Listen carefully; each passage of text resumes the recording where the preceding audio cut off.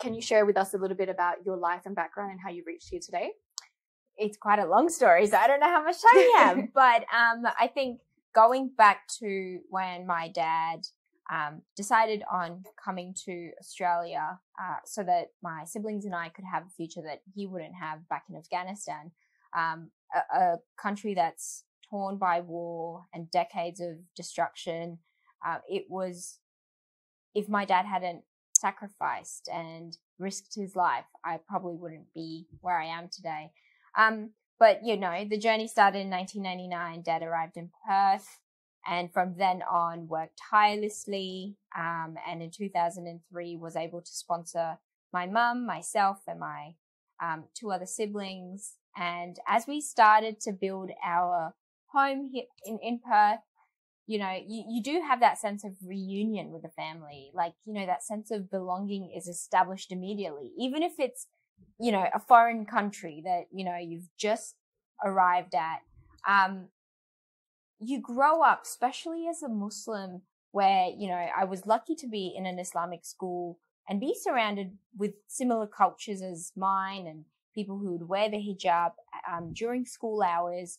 And I remember the adamant, like, persistence I had upon my parents to let me wear the hijab at the end of year 6, where I was like, you know, I feel like the odd one out of my friends. They're all wearing hijabs outside of school.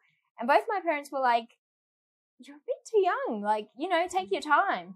And I remember my dad telling me, look, the hijab is such a symbolic part of your identity that I don't want you to wear it today and then take it off tomorrow.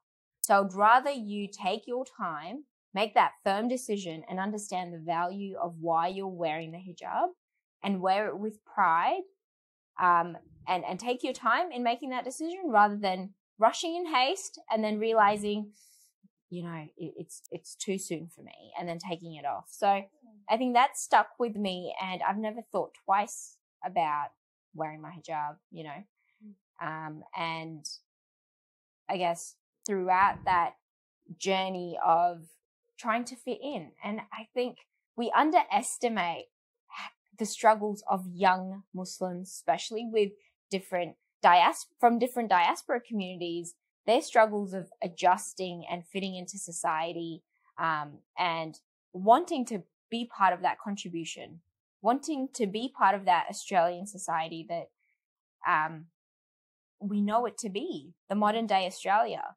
And it's just been an interesting up and down experience to where I am today, whether it's been through the challenges I've faced with racism and discrimination, where people make comments like, go back to where you came from. That's too common and often heard by many Muslim Australians and people of colour. Yeah.